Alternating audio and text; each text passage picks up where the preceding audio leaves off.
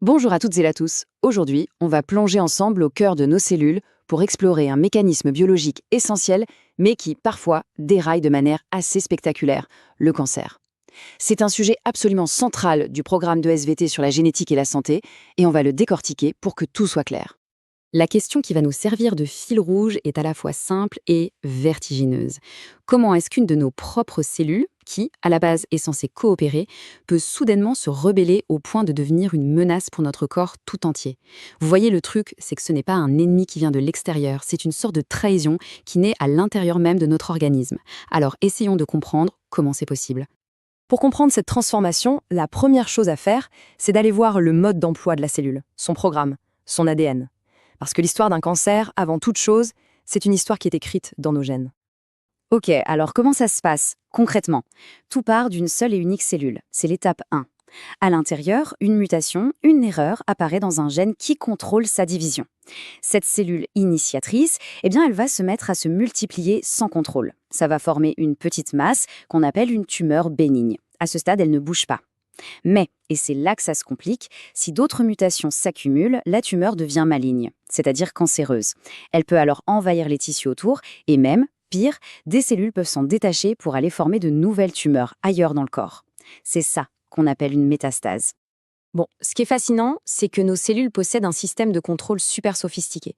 Pour faire simple, imaginez une voiture. Vous avez des gènes, les proto-oncogènes, qui agissent comme la pédale d'accélérateur. Ils ordonnent à la cellule d'avancer, de se diviser. Et puis vous avez d'autres gènes, les anti-oncogènes, qui sont la pédale de frein. Leur rôle, c'est de stopper la division si un problème est détecté. Le cancer, en fait, c'est l'accident. C'est quand l'accélérateur reste bloqué à fond et que, en même temps, les freins ne répondent plus. Le mot absolument clé ici, c'est mutation. C'est juste une modification dans la séquence des lettres de notre ADN, mais ça peut tout changer.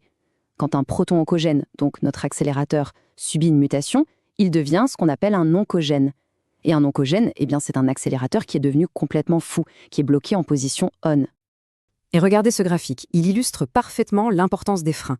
C'est une expérience scientifique. En abscisse, vous avez l'âge des souris et en ordonnée, le pourcentage de survie. La courbe bleue, ce sont des souris normales, avec 2 copies fonctionnelles d'un gène frein très connu, le gène P53. Elles vivent leur vie tranquillement. Maintenant, regardez la courbe rouge. Ce sont des souris chez qui les 2 copies de ce gène P53 sont mutées. Leurs freins sont cassés. Le résultat est sans appel. Leur survie s'effondre parce qu'elles développent des cancers à toute vitesse. Ça prouve de façon éclatante que sans ces gènes freins, la division des cellules devient totalement anarchique. Bien.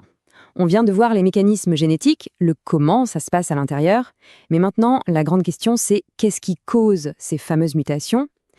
Très souvent, la réponse se trouve autour de nous, dans notre environnement et dans nos habitudes de vie.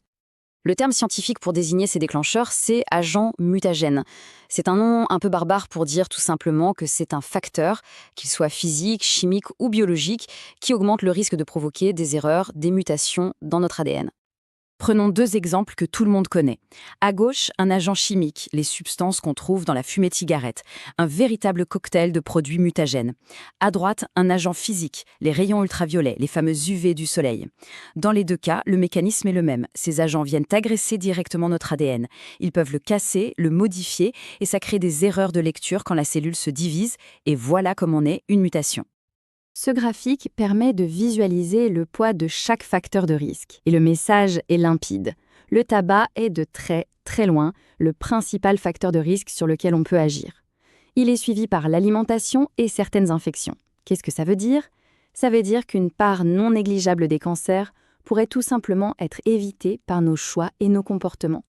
Et il ne faut surtout pas oublier les agents mutagènes biologiques. Certains virus, comme les papillomavirus humains, les HPV, sont particulièrement sournois. Leur stratégie, c'est d'insérer un bout de leur propre code génétique à l'intérieur de celui de nos cellules. En faisant ça, ils peuvent perturber le fonctionnement de nos gènes, notamment nos fameux freins, et à terme provoquer un cancer. C'est le cas, par exemple, pour 99% des cancers du col de l'utérus. Alors, face à ce constat, on pourrait se sentir un peu démuni. Mais heureusement, la science a développé tout un arsenal pour riposter. On va voir maintenant comment on lutte contre le cancer, de la prévention jusqu'au traitement.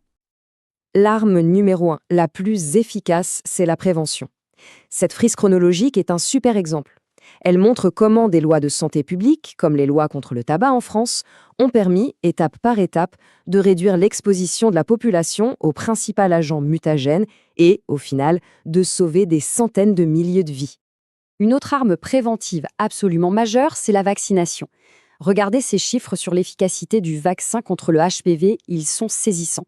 Pour 10 000 femmes non vaccinées, on observe 287 cas de lésions précancéreuses. Pour 10 000 femmes vaccinées, on tombe à 2. Le résultat est juste spectaculaire. C'est la preuve qu'on peut empêcher un cancer de se développer avant même qu'il ne commence. Et quand la prévention n'a pas suffi, il reste les traitements. Les deux plus classiques sont la chimiothérapie, qui utilise des substances chimiques pour tuer toutes les cellules qui se divisent rapidement dans le corps, une action globale, et la radiothérapie, qui utilise des rayons très puissants pour détruire l'ADN des cellules cancéreuses de manière très ciblée, comme un sniper, directement sur la tumeur. Et la recherche ne s'arrête jamais. La nouvelle grande révolution, c'est l'immunothérapie. L'idée est absolument géniale. Plutôt que d'attaquer le cancer avec des produits extérieurs, on va rééduquer notre propre système immunitaire pour qu'il apprenne à reconnaître les cellules cancéreuses comme des ennemis et qu'il les détruise lui-même. C'est une approche qui change complètement la donne. Ok, on a vu énormément de choses. Il est temps de faire une pause, de synthétiser et de mettre tout ça au propre, surtout avec l'épreuve du bac en ligne de mire. Ce schéma, c'est vraiment la synthèse parfaite de tout notre parcours. On part de la cellule normale. Elle est exposée à des agents mutagènes. Ça, on peut le contrer avec de la prévention, comme la protection solaire ou la vaccination. Si les mutations s'accumulent malgré tout, on passe à une tumeur, d'abord bénigne, puis maligne. Et là interviennent les traitements. La chimiothérapie, la radiothérapie, l'immunothérapie. Vous avez ici toute l'histoire, du début à la fin. Et pour finir, voici la checklist des notions à maîtriser absolument. Agent mutagène, la différence entre oncogène et anti-oncogène, l'accélérateur et le frein, rappelez-vous. La distinction entre tumeur bénigne et maligne, le mot métastase, et bien sûr, les grands principes de prévention et des différents traitements. C'est le vocabulaire de base pour construire une argumentation solide le jour de l'épreuve. On va terminer là-dessus. Comprendre les mécanismes du cancer, ce n'est pas juste un exercice théorique pour le bac. C'est comprendre les risques pour pouvoir mieux s'en protéger soi-même et ses proches. Et c'est aussi prendre la mesure des progrès incroyables de la science, qui nous donne aujourd'hui des moyens concrets pour lutter contre cette maladie. La connaissance, c'est vraiment le pouvoir d'agir. Merci beaucoup pour votre attention.